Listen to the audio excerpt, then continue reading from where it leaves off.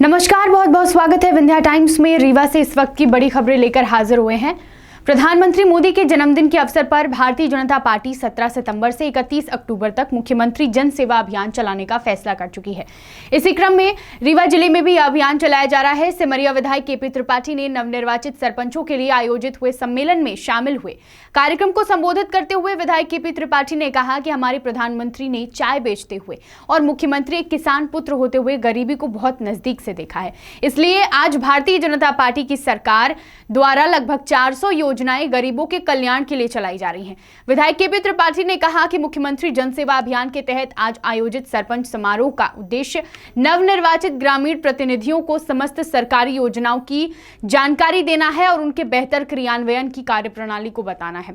विधायक केपी त्रिपाठी ने सम्मेलन में मौजूद सभी सरपंच, जनपद सदस्य, जिला पंचायत सदस्य से कहा कि अगर किसी भी योजना के संबंध में कोई भी जानकारी चाहिए तो वह बेझिझक पूछ सकते हैं और पात्र हितग्राहियों को योजना का अधिक से अधिक लाभ दिलाते हुए मुख्यमंत्री जन सेवा अभियान के स्वरूप में मिले अवसर का लाभ उठाएं। दूसरी खबर की बात करते हैं। रीवा जिले में भ्रष्टाचार के मामले लगातार उजागर हो रहे हैं।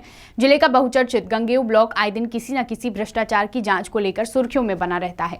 ताजा मामला है बांस पंचायत का। बता दें, गंगेऊ के बांस पंचायत कराधान घोटाले में तो आगे था ही, लेकिन अब एक बार फिर मामला कुल 9 बिंदुओं की शिकायत की जांच के बाद दिए गए प्रतिवेदन का सामने आया है। सामाजिक कार्यकर्ता शिवानंद द्विवेदी की शिकायत पर 9 बिंदुओं की जांच सीईओ जिला पंचायत स्वप्निल वानखेड़े द्वारा ग्रामीण यांत्रिकी सेवा के अधिकारियों द्वारा करवाई गई थी।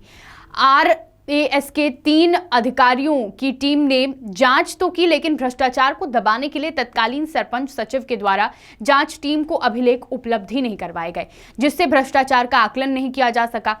इस बाबत जानकारी सीईओ जिला पंचायत को प्रेषित कर जांच टीम ने धारा 40 और 92 के तहत अनुशंसा की है और इसके बाद सीईओ जिला पंचायत द्वारा 7 दिन के अंदर अभिलेख जांच अधिकारियों को उपलब्ध कराए जाने के निर्देश दिए गए हैं। साथ ही कारण बताओ सूचना पत्र का भी उल्लेख किया गया है। अगर 7 दिन के अंदर अभिलेख नहीं दिए जाते हैं तो यह माना जाएगा कि कोई भी कार्य धरातल पर नहीं हुए हैं और अभिलेख नष्ट कर दिए गए हैं। इसके लिए पूरे 9 कार्यों के लिए 70,37,000 रुपए की वसूली बनाई जाएगी और गबन के लिए एफआईआर भी दर्ज करवाई जाएगी। रीवा जिला अंतर्गत गंगेऊ जनपद की बांस ग्राम पंचायत में पिछले जो पंचवर्षीय थी 7-8 साल का कार्यकाल चला, उस दौरान व्यापक स्तर पर भ्रष्टाचार और अनियमितता देखी गई, जिसके विषय में शिकायतें की गई थी। समय समय पर शिकायतें की गई। मेरे द्वारा अभी हाल ही में एक शिकायत की गई थी जो 9 बिंदुओं की थी और उस पर कई सारे ऐसे कार्य थे जो गुणवत्ता विहीन थे और मापदंड के अनुरूप नहीं किए गए थे। और सीईओ जिला पंचायत रीवा श्री स्वप्निल वानखेड़े जी के द्वारा एक जांच टीम गठित की गई 3 सदस्यीय और जांच हुई, जिसमें कार्यपालन यंत्री ग्रामीण यांत्रिकी सेवा संभाग क्रमांक 1 और अधीक्षण यंत्री के भी प्रभार पर जो हैं आरएस धुर्वे जी और श्री प्रजापत जी और श्री अहिरवार जी, इनकी 3 सदस्यीय जांच दल ने जांच की और व्यापक स्तर पर अनियमितताएं और भ्रष्टाचार पाया। अब यह अनियमितता और भ्रष्टाचार को छुपाने के लिए जो संबंधित ग्राम पंचायत के सरपंच सचिव थे, उन्होंने अभिलेख उपलब्ध नहीं करवाए। उनका कई बार उनको पत्राचार किया गया, अभिलेख उपलब्ध नहीं करवाए गए। लगभग 70,37,000 रुपये की रिकवरी बनी, जिसका अभिलेख प्राप्त नहीं हुआ। तो कारण बताओ नोटिस अभी जारी हुआ है 20 सितंबर के आसपास 2022, जिसमें उनको कहा गया है कि आप अभिलेख उपलब्ध करवाएं, वरना संपूर्ण 70,37,000 रुपये की रिकवरी को ही मान्य करते हुए आगे की कार्यवाही की जाएगी, धारा 40-92 की। ग्राम पंचायतों की स्थिति बहुत ही दुर्भाग्यपूर्ण है और निरंतर भ्रष्टाचार हो रहे हैं, इन पर कोई पाबंदी नहीं लग पा रही है।